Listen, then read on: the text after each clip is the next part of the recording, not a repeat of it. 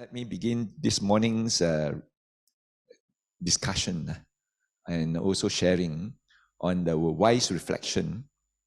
And the sutta that we are going to touch on is a very important sutta that helps us to elevate a lot of our concerns and disturbance about life. And that is called Upajjhatthana Sutta, which is subjects for contemplation. That means to say, whenever we have difficulties in our lives, we all have to do is sit down and contemplate on these words of the Buddha, and we get very much relieved. In other words, we have a correct understanding about what life is and what are the vicissitudes of life that we will be facing and experiencing, and how this can be actually easily overcome, right? And this is found in the Anguttara Nikaya, which is one of the collections of the Buddha's teachings, under chapter 5, verse 57. Now, what is the Upajjhatthana Sutta? Is that the Buddha expounded what we call the 5 remembrances. That means the 5 contemplations, 5 facts regarding life fragility and our true inheritance, that when we are born, we have to face it. This is our inheritance of being born in this world. And this discourse advises that these facts are to be reflected upon often by all. In other words, whenever we come across any difficulties, any calamities, any tragedies, or any unpleasant changes in our life, then we all have to sit back and then reflect on those words which is spoken by the Buddha. And these facts will then lead to the abandonment of destructive attachments. And we all know that most of our troubles actually start from clinging or attachment. And because of this attachment, it gives rise to a lot of miseries and unsatisfactoriness called dukkha. So dukkha comes from this word unsatisfactoriness. Unsatisfactoriness about life, unsatisfactoriness about the changing of circumstances, changing of events, changing of conditions that we are in. And also the actions and the cultivation of factors which is necessary for awakening. Awakening means enlightenment, or achieving wisdom. That means that's called wise reflection. That means reflection leading to wisdom. So once you have wisdom in your mind, you see everything in its correct perspective. That means you are no longer confused. You are no longer what you call having misconceptions or doubts. And you then see things as they really are. We normally call this the absolute truth. Most of the time we are caught by conventional truth. We thought it's like that, and everybody says it's like that. But ultimately, it is the absolute truth that then stuck and hit us and says, well, the actual truth is actually like this. So all the while we have been going up the wrong tree, right? Now, basically the first 3 reflection or remembrance are the very insights that led the Buddha, Gautama Buddha, the historical Buddha that we are emulating and following today. Gautama Buddha renounces his royal household status, became an ascetic after experiencing the strong feelings of spiritual urgency, which means to say, he realized that he has to find an answer to resolve this once and for all, because he was very disturbed by these 3 factors, which is called old age, sickness, and death. Remember the trip that he made out of the palace, and then he saw 4 sights. He saw an old man or an old person. He saw a sick person, and he saw a dead corpse. And he began to have questions about this and says, why are all these beings like this? Why do they have to suffer old age? Why do they have to suffer sickness? And why do they have to suffer death or become a corpse? And the answer given to him was, at this moment of time, no one in the kingdom has actually found solution. The way to end old age, sickness, and death. Old age, sickness, and death is the condition which most of us feel very miserable. Of course, now when we talk about old age, sickness, and death, you always say, choy, choy, choy, touch wood. Not yet. You haven't come to that stage yet. So you believe life is rosy, you believe life is pleasant, you believe life is so enjoyable that you can continue to live forever and ever in these conditions. But unfortunately, time will change all that. And as we lived on, old age will then slowly catch us up with us. And as we lived on, sickness is ever evident in our surrounding, and especially when it happens to us, when we realize that we are now succumbing to a sickness which may even take our lives. It may be terminal. And then, of course, when we come to the near moments of our death and realize that, well, time is up. I have to go now. I have to leave this world. All these thoughts that arise in the mind, if we are still very much attached to all these unchanging conditions that we are so used to, our mind is going to be very miserable, very unsatisfied, and very unhappy. And this kind of sorrow and this suffering, we call it dukkha, is very difficult to resolve if we don't have the correct and wise understanding about this kind of changes and vicissitudes of life. So in the case of Gautama Buddha, it was a spiritual urgency and says, I must go forth, because he saw the fourth sight. What was the fourth sight? The fourth sight was the ascetic. And he asked Chana, his charioteer, and says, why is this man so relaxed, so smiling, and wandering around with just a rope and a bowl in his hand? What was he seeking? And Chana answered that this person, who is called an ascetic or a samana, is actually going in search of the answer to once and for all solve this old age, sickness, and death. Then he thought to himself and says, the only way that I can go forth to find the answer, to end old age, sickness, and death once and for all, so that this misery doesn't appear in our minds anymore, is to follow the path of the ascetic and go forth, whether from teacher to teacher, whether wandering in the forest, whether wandering from villages to villages, learning from everyone that he can in order to find the solution and once and for all resolve this issue of old age, sickness, and death. Lao Bing Si. These are some of the contemplations that I am of the nature to grow old.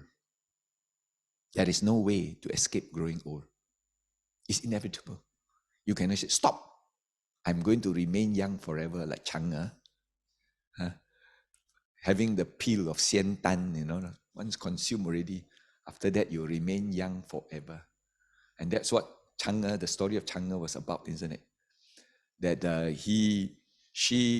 mooncake is not yet, coming soon. Okay, now good to tell this story. That end of this month. Okay. So when Chang'e was a queen of a king, and the king was very cruel, he was actually torturing his citizens and making them do a lot of hardships. And he was actually, put this way, a very bad king. But he has an ambition. He says that he wants to live forever, everlasting. So he sent his men out to find for a pill of immortality, xian tan, so that when he consumes this pill of immortality, then he will live forever and ever. He won't die. And he will continue to rule the kingdom.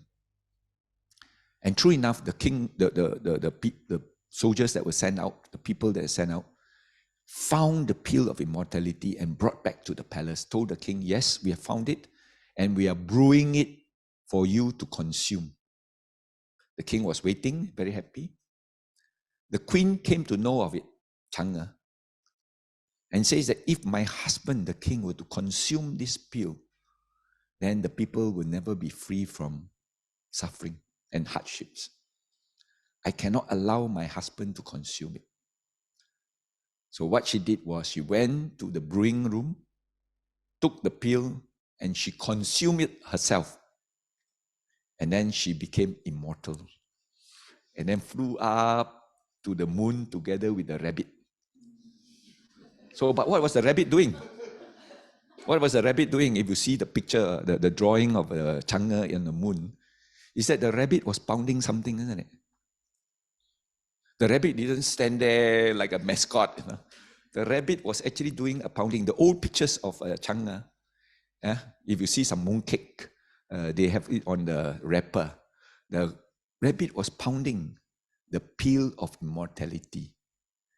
And do you know why we so fervently want to pray to the moon on August the 5th, on the 8th month, the 15th, the full moon day of 8th month, so that we can invoke some of this pill of immortality and consume it ourselves and be bestowed with everlasting life and live forever and ever. Chin chun mei li all the time. Like Chang'e, because Chang'e forever, that beauty. So that's why you got this powder, you pray with a powder. Remember? When you were young, your parents will pray with a powder, the cake, powder cake. So that after that, you take the powder, you put on your face. Then you will be like Chang'e. But these are folklore. But the moral of the story is that through time immemorial, they have been searching for a way not to grow old. So we are very attached to our youth, very attached to our conditions, present condition. But I'm of the nature to grow old. There is no way to escape. It's inevitable as time goes on. Like Elizabeth Taylor, who went for plastic surgery 7 times. That means cut and pull, 7 times cut and pull. One fine day, all these strings break out. Then you see the skin. Then you become like what we call a bulldog. How long can you stretch your skin? Botox. All these are actually our quest to try and remain young forever. And of course, the first wrinkle on our face, the first white hair on our head, oh, we must do something about it. We must go and dye it. We must go for Botox. We must go and apply what they call bio what? Well, this is the attachment that we have in our lives. As long as we still have that attachment, when the misery of old age comes into play, you are going to be very miserable. You will feel very sad, very depressed. And some people commit suicide, not because of anything, but because of old age. They cannot stand the sight of them being old. The second one is I am of the nature to have ill health. There is no way to escape from having ill health. Our body is made up of many chemicals, made up of many elements, made up of many molecules, atoms, protons, neutrons, energies. And all these are subjected to a lot of changes and deterioration. The organs that we have one day will start to fail. The body that we have intact will then slowly become frail and weak. One fine day, these organs will stop. And that's when our heart will stop, our lungs will stop, our kidneys will stop producing or functioning. Then that is where sickness arises. It can be painful. It can be uncomfortable. It can be very miserable life that you will be sitting and sleeping on that chair or on that bed for the rest of your remaining times. That is the misery that we will face. if we are still attached to a body that will hopefully not be succumbing to sickness and says, I will remain healthy all the time. I will take the best vitamins. I will take the best, what do you call, elixir. I will take the best essence of chicken. But unfortunately, as time catches up, sickness is inevitable. I'm of the nature to die. There is no way to escape death. We have a lifespan here. 80 years. Some of us are lucky. We go beyond that. We go to touch 90. Made, almost going to be 100. But some have shortened lifespan, depending on your supportive karma that is imbued in you as you developed your life streams. Some of us may pass away at 40, 50, 60s. The lifespan ends. We cannot live forever.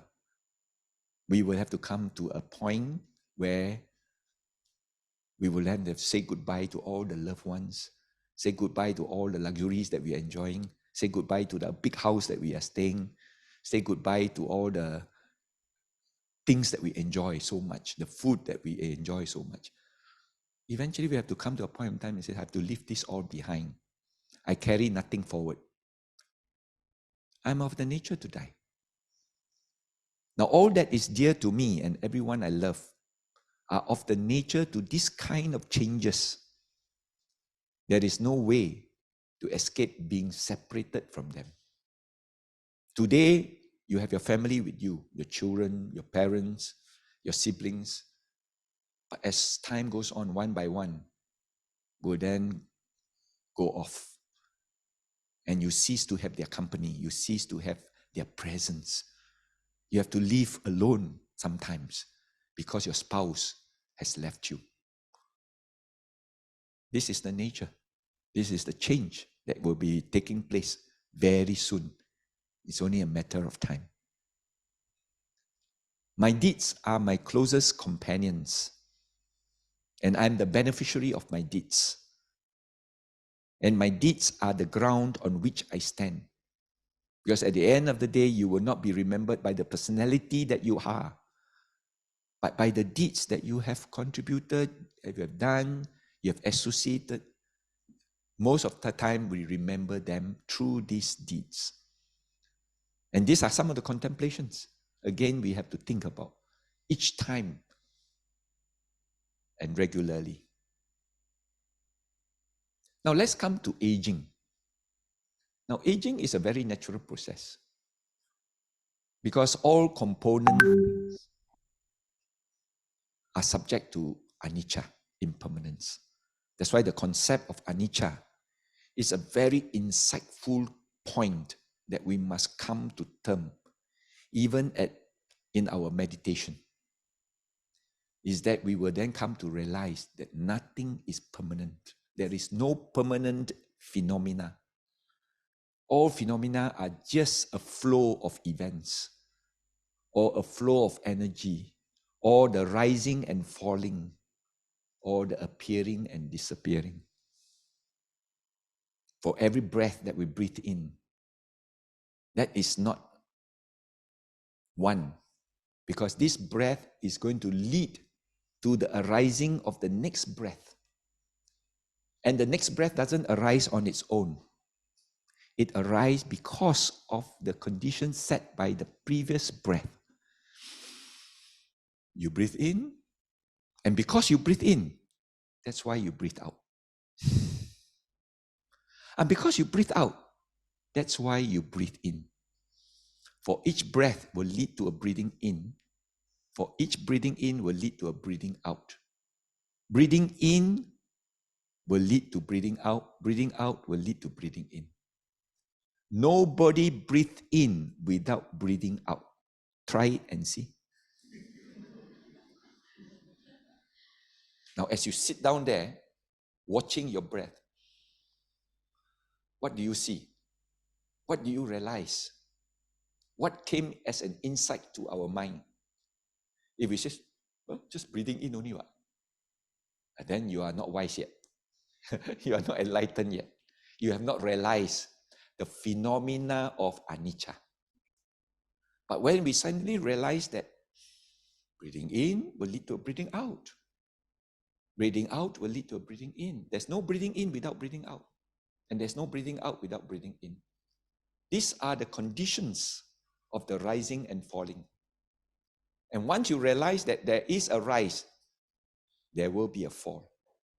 Once you realize that there's a fall, don't worry, there will be a rise, because each will follow the other.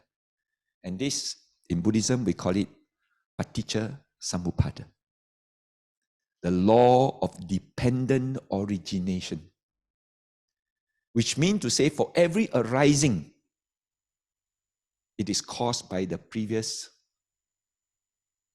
phenomena. Therefore, never a phenomena arises on its own. It arises as a result of the previous phenomena. And this phenomena doesn't end, because it will then condition the arising of the next phenomena.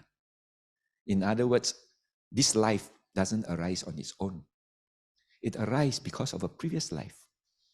It was conditioned by the previous life. And what the next life will be conditioned by this present life.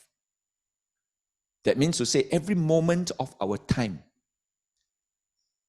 is justified because it was conditioned by the previous thought. That thought leads to the arising of this thought, present moment thought. And the future thought arises because of what you did in this present thought. And that's why as Buddhists, we always have this concept called living in the present moment. That means present moment justify what was in the past and prepare you for your future. Therefore, the present moment is the most important moment. And that's why when you're meditating, you don't worry about your past. You don't worry where you are going next, but you just say, what am I doing now? I'm breathing. I'm watching. I'm feeling a itch. I'm having all this, what we call the basis of mindfulness. And altogether there are 4 called basis of mindfulness, satipatthana.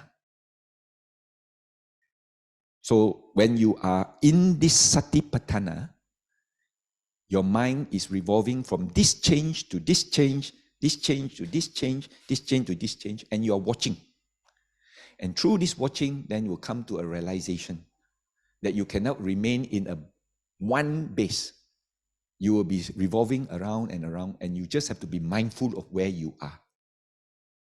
So you understand the concept of vipassana. Vipassana means insight. You give rise to an insight within you and says, now I see it. That's how life revolves. That's how life evolves. And therefore, I must never be concerned over one moment. I just have to watch that moment only. And I mustn't be concerned about what is in the past and worry about it, because it's already done. It's already the past. What is in the future is yet to come. And I don't know what will happen. So the most important thing is, what shall I do now? And if I focus my mind and be peaceful, then my next thought will also be peaceful and peaceful and peaceful and peaceful. And that's how we derive some peace of mind, leaving behind all the unhappy, all the disturbing, all the depressive thoughts, which disturbs us. So as long as our mind dwells in a peaceful environment, we will then have the ability and the bliss to be able to find the right answer and the right solution to all our questions asked about life. When we are muddled up, when we are confused, when we are desperate, when we are fearful, nothing comes out. You try and see when you have a blackout. The more you worry about your blackout, lagi blackout. So you just have to say, okay, rest. So sometime in the exam hall, when you can't remember your formula, so say what to do. So you rest your mind. Then suddenly when your mind settles down, like the goldfish bowl, all the sediments all come down, your mind stops turning, then the water becomes clear. Poof, the formula comes out. And then you quickly write it out on a piece of paper and then use that to solve your mathematical problem. And eureka, QED, you proved your mathematical problem. That's how we develop this insight and wisdom in our mind by just practicing along this line. Now let's come back to the subject on aging. Now we all know that we are composed of many elements. And these elements, because they are made up of several conditions, we say you are a conditional being. When you are alive, because of what? There must be oxygen in the air. No oxygen, you die. No food, you die. Weather too cold, also you die. So you exist because of a lot of conditions. So as long as you are a conditioned being, arising because of conditions, anicca will then take its form. Impermanence. You will be changing from young to old, from healthy to unhealthy, from being alive to death. These are inevitable because we are conditioned being. That's why the Buddha expounded what we call nirvana. Nirvana means the unconditioned. Unconditioned means from then onwards, no conditions anymore. You have removed all your conditions. When there's no further conditions, that is where permanence will take place. Otherwise, you are anatta. Anatta means you are a non-permanent entity. You will be evolving and evolving and changing and changing. So therefore, don't go against it. Don't challenge it. Don't become unduly disturbed when it happens. Allow nature to take its course. And that's why we are an ardent admirer of the laws of nature as Buddhists. Because nature will then run its course. The 5 cosmic laws will then take its form and make things happen. So as long as we live in harmony with these natural laws and allow nature to take its course, then you are not creating tension. You are not creating any pressure upon the system. And therefore, your mind, your body will then be at ease. The reason why we are so tensed up is because we are what we call fighting against it. We are challenging it against it. The Buddha has a very important verse when we are sick. He says, when your body is sick, don't allow your mind to be sick. Because the moment your mind is also sick and your body is sick, then you are challenging already. You're fighting. And thus you'll get from worse to worse, bad to worse. But if you say, well, my body is sick, I will enjoy my sickness. I will enjoy my time on the hospital bed. I will make friends with all the nurses. Your mind is distracted. Your mind is now no longer on the sickness. Your mind is relaxed and enjoying the moments that you are there. True enough, if a person can have this kind of mentality and attitudes, one fine day when they go and check with the doctor, and the doctor say, hey, what happened?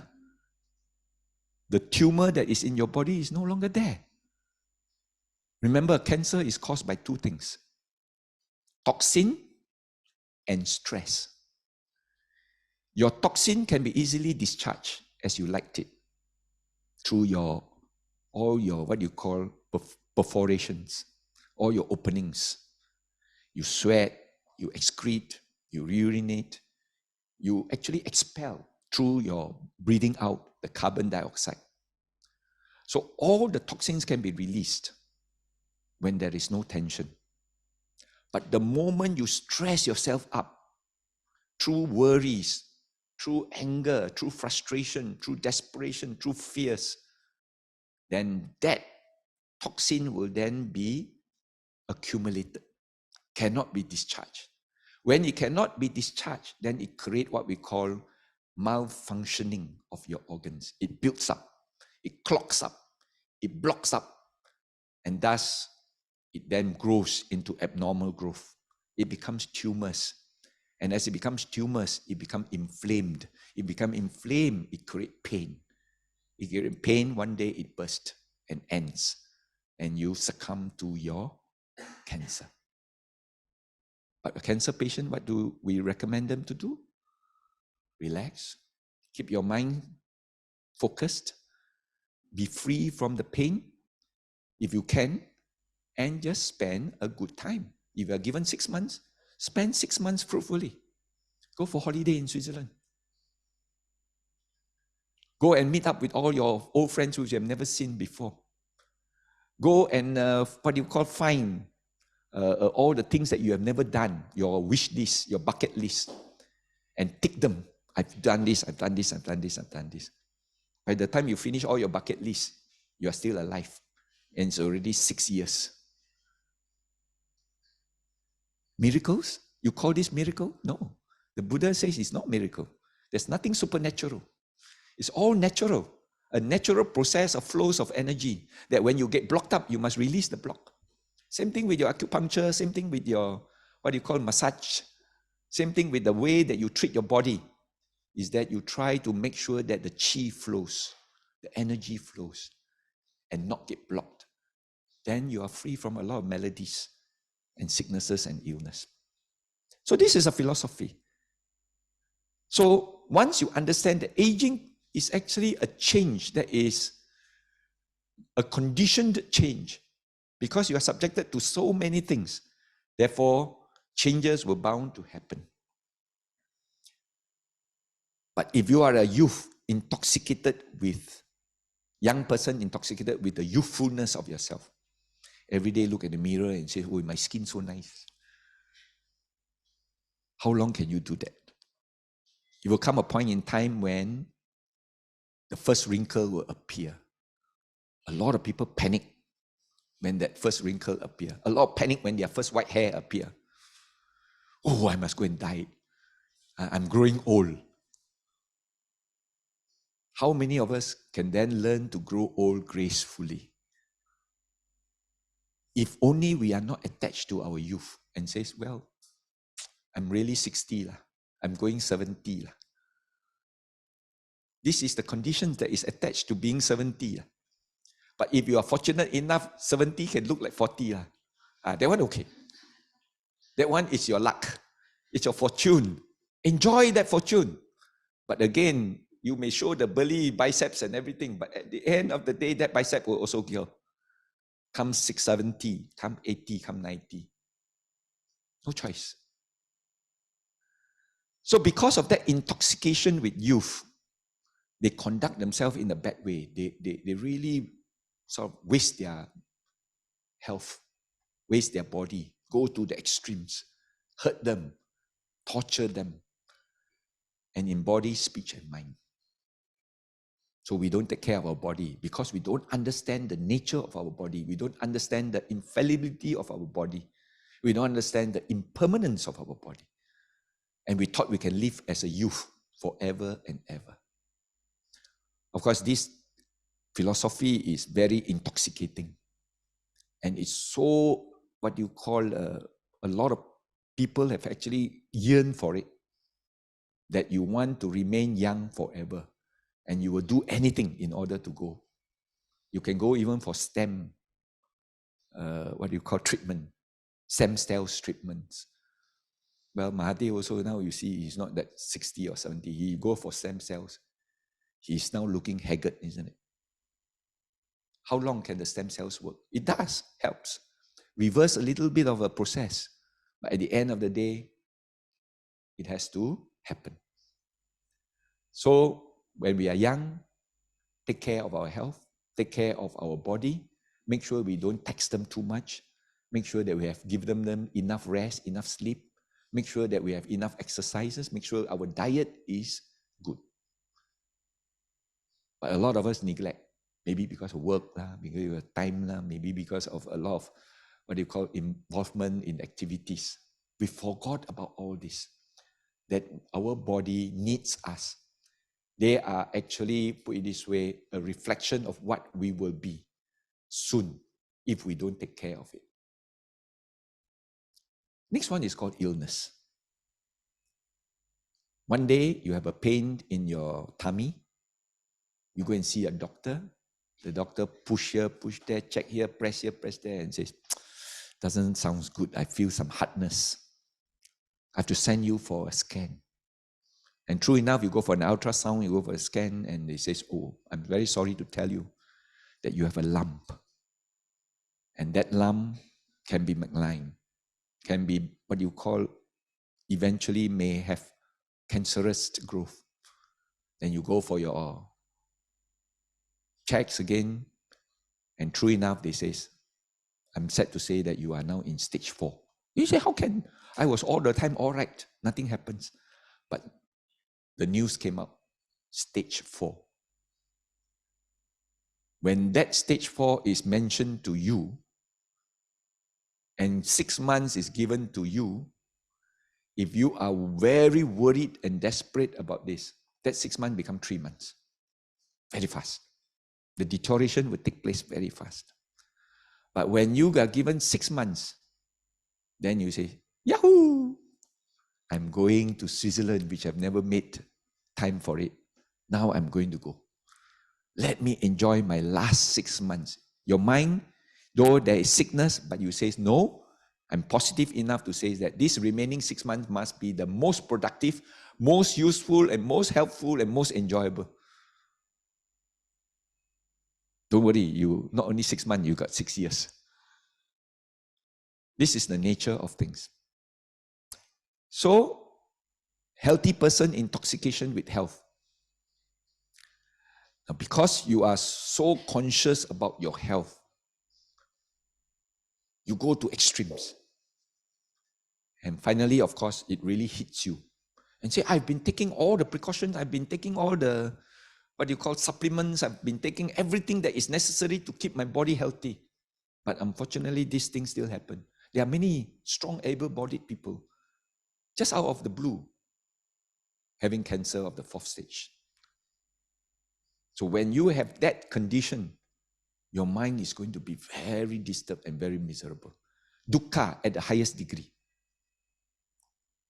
So therefore, you must conduct yourself correctly, not in a bad way. Treat it well. If it happens, then be prepared for it.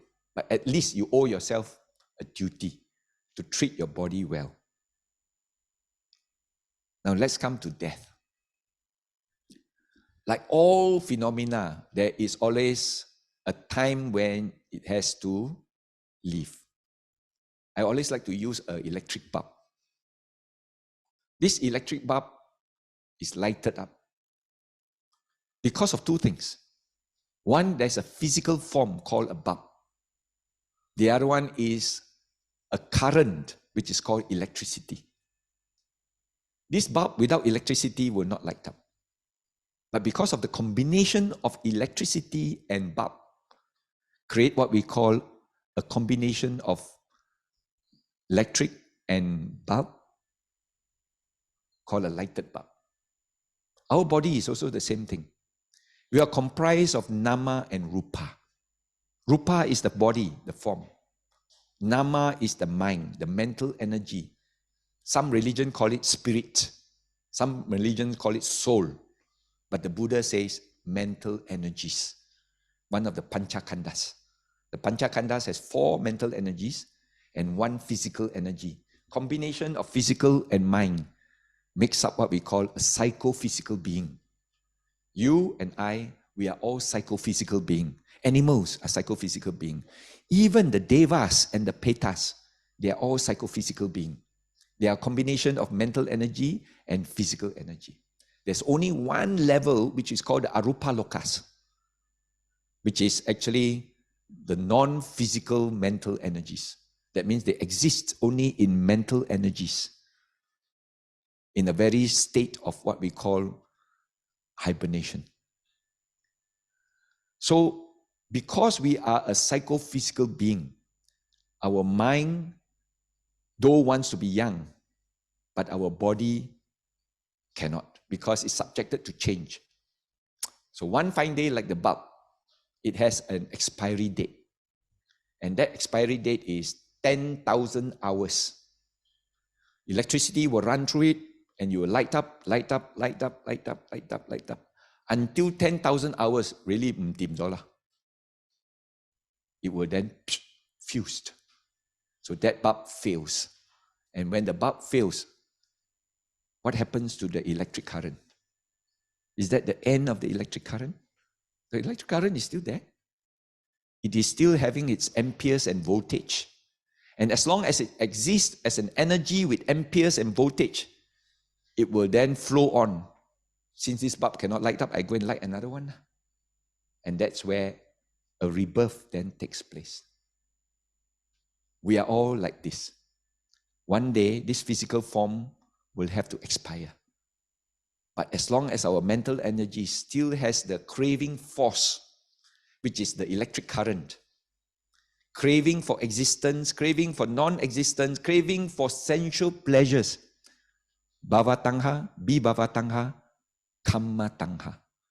As long as we have these three craving force, it's like the voltage and the amperes of the electric current. It will continue to flow.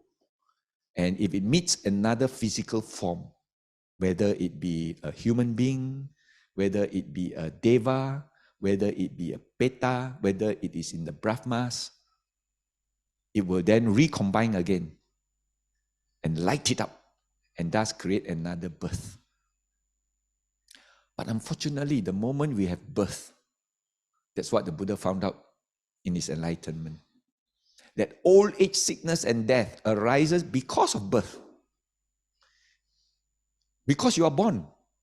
That's why you have to suffer old age. That's why you have to suffer sickness. That's why you have to suffer death. 有生就有老，有生就有病，有生就有死.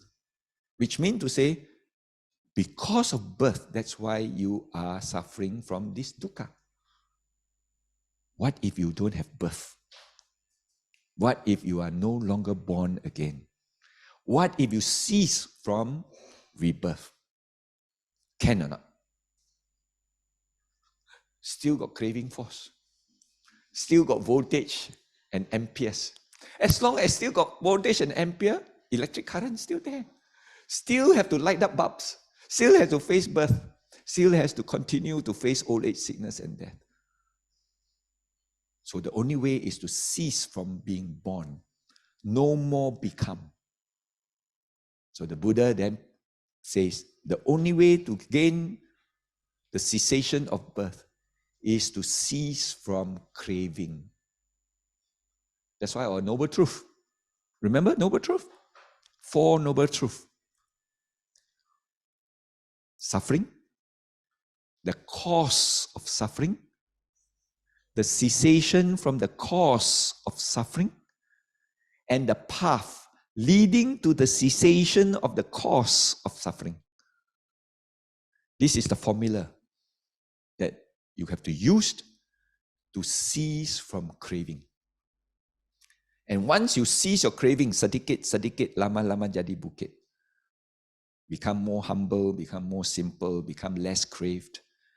And you are able to accept any phenomena that arises. You are able to accept the natures as it turns out to be. Your life now has less craving and less craving and less craving. And one fine day, the total eradication of craving. When there is no more craving, there is no more amperes or voltage. When there's no more amperes and voltage, does it exist, that energy exists as an electric current? If it doesn't exist as an electric current, can it light up any more bulbs? Nirvana. Nirvana. Nir means no more. Varna means become. Nirpan or nibbana or nirvana means no more become, no more combination. No more having what we call a combination of psycho and physical. And thus there will be no more birth. When there's no more birth, there's no more old age, there's no more sickness, and there's no more death. The Buddha found the solution to end old age, sickness, and death once and for all. So therefore, death to us is only an episode, like the rising and falling. For every birth, it owes its origin from the previous birth. That means we are here because of what we did in our previous birth. We will be where we will be by what we did with this birth. That means we are preparing. If we are going to have a happy life, we are going to have a peaceful life, we are going to have a free from what you call disturbance life, then the next birth will also follow the same mental frequency or mind frequencies. And thus, they will exist in that manner. If you are happy here, then you'll be happy there. But if you're unhappy here and continue to be unhappy here, then you will be unhappy there too. Because your unhappiness was a cause of the unhappiness in the past. So that's how it interconnects. That's why we always say that life is like a sine curve for those who study science. You know what is a sine curve? Sine curve is a S. This is a very, what you call, universal symbol of energy. Electricity, wind, heat, light, sound, all this energy have frequencies. All this energy have wavelengths. And what are wavelengths? Wavelength is the distance between one curve to the next curve. This point and this point, isn't it? Between this point and this point is the wavelength. The number of wavelengths within a second is called frequency. So if you have a lot of wavelengths, then you have a high frequency. If you have a low wavelengths, then you have a low frequency. Like your heartbeat lah. With the boop, with the bop, with the boop, with the bop. You go to the electrocardiogram, you can see the thing go. Dee, dee. When you're excited, what happened? Dee, dee, dee, dee, dee, dee. When you are calm, what happened? Dee. But when you are dead, what happened? Dee. All you have to do is to make sure that the next birth, this birth, will end up with your frequency coming out of your mind. Dee. Any more frequency? Can any radio receive you? Nieppan. So we are now going to contemplate that death is actually only a chapter or an episode between these two frequencies, the rising, falling, then the rising and the falling. Between these two, an episode has happened. A life chapter has taken place. And the ending of that life chapter is called death. The Buddha did not die after gaining enlightenment, isn't it? The Buddha passed away into Parinibbana. That means the Buddha passed away into Nirvana. And Nirvana means unconditioned. Nirvana means no more what you call rebirth. That means no more birth after this. But death means there will be a birth after this. But what is going to happen in the future? Are you going to be worried about? You should be worrying what you do now. Have you been practicing well? Have you been having good thoughts all the time? Have you been having peaceful and mindful thoughts all the time?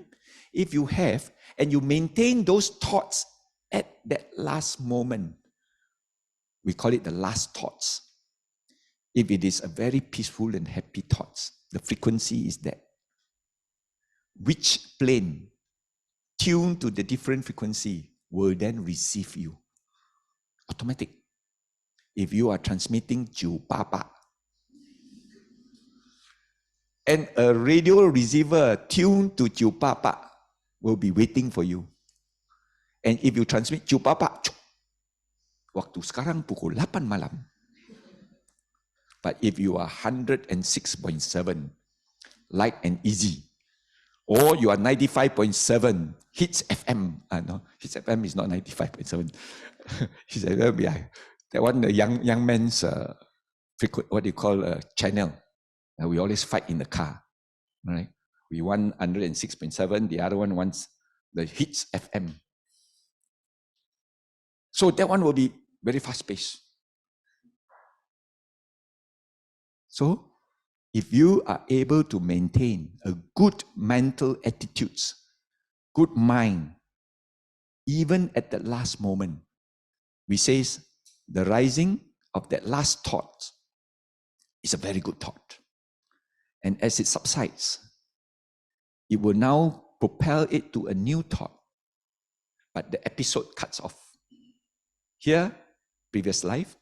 Here, future life. And thus, that new thought that arises in the future life owes its origin from the previous thought. And if that previous thought was a good thought, that future thought will also be a good thought. And in a good place, in a good environment, in a good birth. That's why last moments, very important. Even to the extent of the last 1 or 2 years of my mother's life. I will always sit beside her every evening after dinner. And I encourage her. Mom, do you remember those good deeds that you have done? You have helped so and so. When they have no money, you actually cycle all the way just to go and pass the money so that they can buy some rice. Then she reflected and she was quite pleased. She was happy. She was smiling. If so happened that was the last thought at that last moment, that would be a good thought to carry on. And she will be born in a happier planes of existence. So we can only help our departed relatives at the moment of death in that manner. You cannot say, wait, hold on, I hold your hand, I bring you over. You can't. You just have to give them a good send-off. The best send-off is to ensure that they have the best thoughts that they can have. And in Ipoh, there's this group of Buddhists who goes around when a person is about to die.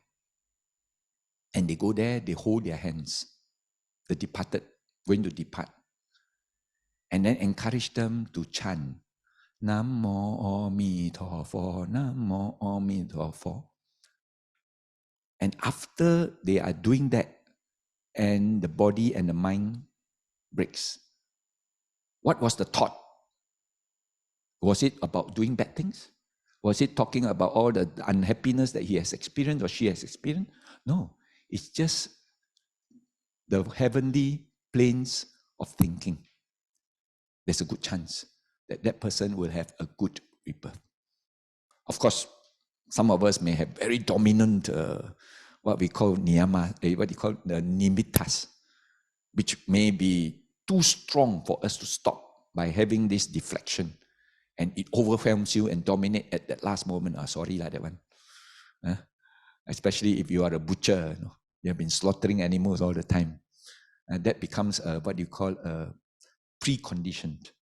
And it becomes dominant at that last moment. We call it the karmas, which would disturb you when you are in your last moments of life.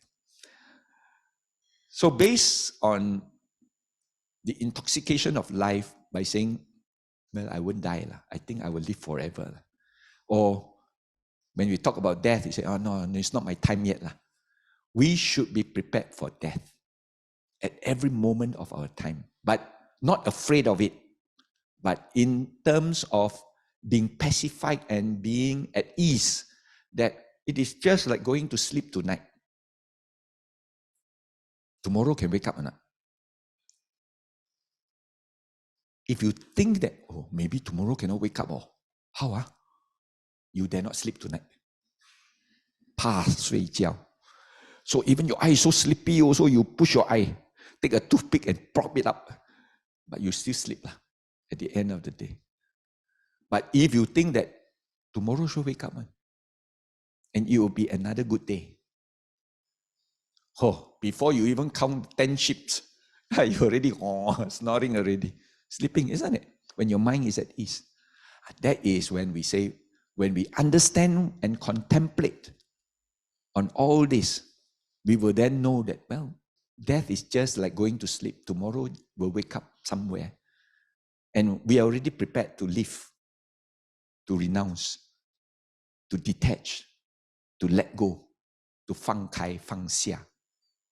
And once you have that attitude, death is very easy. That's why we say as Buddhists, 我们不怕鬼,不怕死. You are no longer afraid of all this. 怕鬼, why? Because you don't know what they can do to you. 怕死呢? You don't know where you are going. But if you understand what all these are about, this contemplation itself will then prepare yourself very readily that anytime, any moment, if it happens, well, I'm ready. It's just another chapter where I close my eyes, wake up my eye, I see a new person. But I'm willing to let go. The old person, the previous person that I have no longer able to meet anymore. Well, life goes on. That's why sometimes when we are born again, even as a baby, imagine, you have not come to that stage yet. Then you open your eyes, you look around. What is this woman there? Ooh, aku. Who is this? Or you could be a being born as a maggot in the pile of shit. You know, maggot, pile of shit, housefly. Then in the pile of shit, then you become the maggot. In your earlier life, you say, shit. But when you are born in the pile of shit, why everything so yellow one?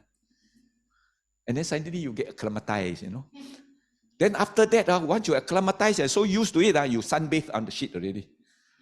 Because that was the best place to be in that life. It's a matter of acclimatization. When you acclimatize, you then get used to that environment.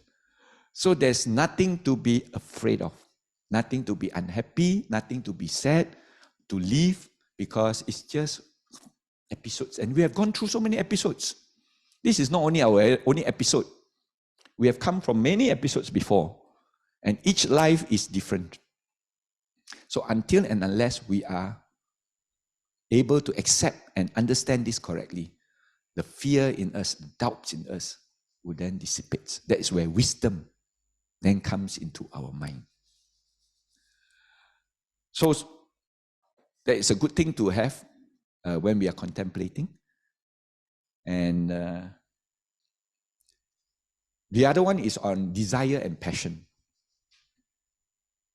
That I will grow different, separate from all that is dear and appearing to me. We all know that we are actually sometimes very passionate, very attached to certain things, to certain people, to certain events. And say, mati also, you make sure that this happens for you. This can also lead us to a lot of unsatisfactoriness. There are beings who feel desire and passion for the things they find dear and appealing. Now, because of that passion, they conduct themselves in a bad way to try and maintain that permanency of those things. So sometimes we say, no. No matter what, I must go to the length to ensure that this happens. This is the art of letting go. 我们放得下吗? It means, can we let it go now? And says, if I can have it, let me have it. But if I cannot have it, well, 袂要緊,不要緊. Can you say these words? If you can say these words, then nothing matters. But you owe yourself a duty that when you are here and when you are doing something, do your best and try to achieve it. But if you cannot get it and achieve it, 不要緊. This is an attitude sometimes very difficult because of the desire and passion that we all have. We must be prepared to 放开. And it's an art. It's a skill that we acquire. The art of letting go. And most of us, very difficult. Maybe today says, let go. Then tomorrow says, I want. So we are always in this dilemma. Let go because we met Brother Charlie Chia. Say, let go. Tomorrow, forget about him already. Everything sumamau. This is unfortunately the situation that we are all in, because that's the reason why the Buddha called us putujanas, worldlings. Worldlings are like, I always mention that we are like in the snake and ladder game. Sometimes meet the snake head, you come down. Sometimes meet the ladder, you then go up. So in other words, it's like karma. Sometimes when you, meet certain things that can do some good karma, you are the ladder, you bring you up. Sometimes you meet certain people that make you do bad karma, you get a snake and come down. That's why they say the snake and ladder game comes from the Buddhist stories of karmas. So when we are able to accept these vicissitudes of life, there are several vicissitudes of life. There will be blame, there will be praise, there will be gain, there will be loss, there will be happiness, there will be unhappiness. So in other words, you don't get to experience all the time that perpetual happiness or perpetual unhappiness. When you are at a loss, even in business, well, life is a vicissitudes. Sometimes you win, sometimes you lose. Now that I have lost, doesn't matter, because the cycle will then take its form. When you are at a loss, look for the time when you will have a gain. When you have the gain, be careful, because one day when you face a loss, you will lose all your gain. So if you are in constant, what you call mindfulness of this, your mind will never be disturbed when all these vicissitudes happen.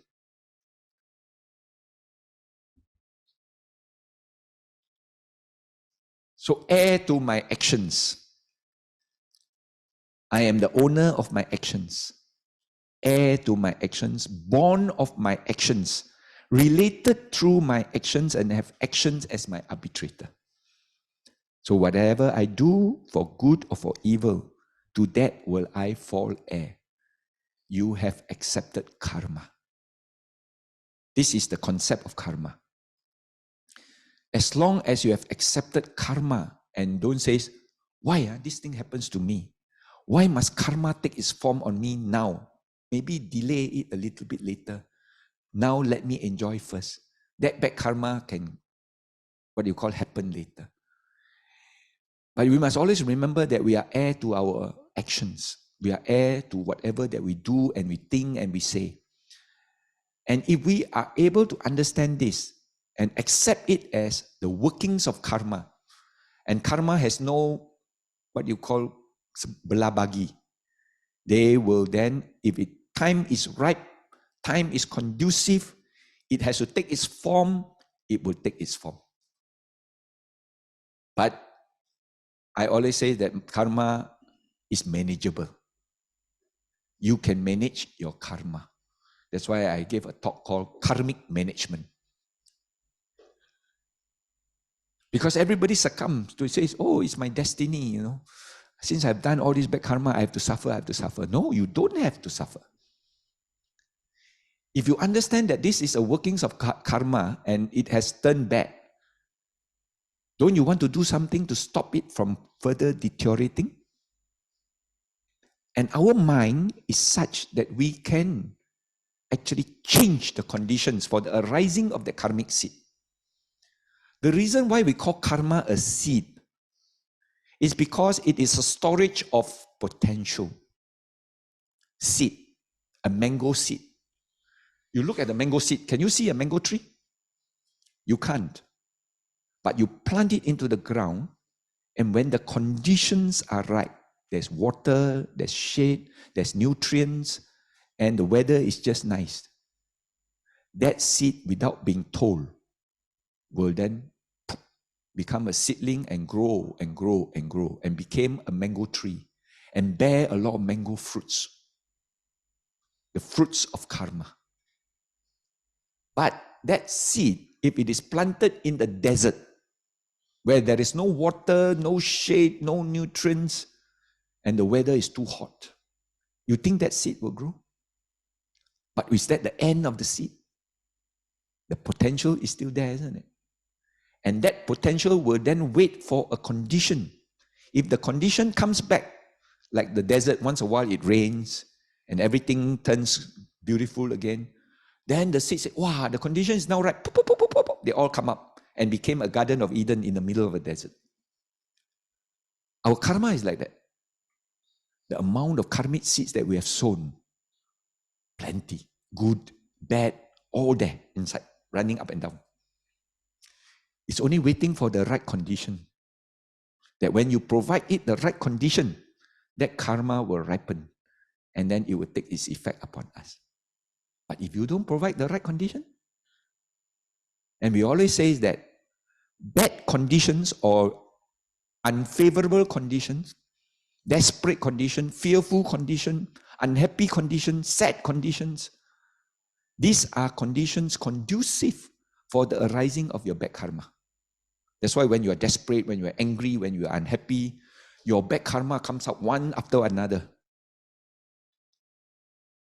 But your good karmic seeds only wait for the happy condition, the peaceful condition, the pleasant conditions that is existing in your minds. So if you can switch your mind from an unpleasant thought, from a desperate situation, from an unhappy condition, into a positive, into a peaceful, into a happy, that mental conditions now opens up the condition conducive for your good karmic seeds now to ripen. Pop, pop, pop, pop, pop. They all come up. And then they take effect upon us. That's why we call it 有贵人. 贵人 means this, that you have met the right condition. That's why sometimes when we go to the devas, we don't ask the deva to physically come and help us. We ask the devas to create the conditions for our karma to ripen, because they have the psychic ability to do that. We invite our guardian devas, we invite all the, protective devas, and says, please provide the conditions and peacefulness for my mind, so that my good karmic seeds will then arise to take its effect. And that's how we 求神就是这样啦. So at this point in time, we say, if we can maintain our happy mind all the time, don't worry, be happy all the time, then the chances of our good karmic seeds that we have sown for so many lives, they're all waiting to happen upon us. And it will happen without being told, without any biasness, without any piensin. They will take effect upon us. Karma is a potential. It's a definition of a kinetic energy and a potential energy. It's scientific. It's a law of action and reaction.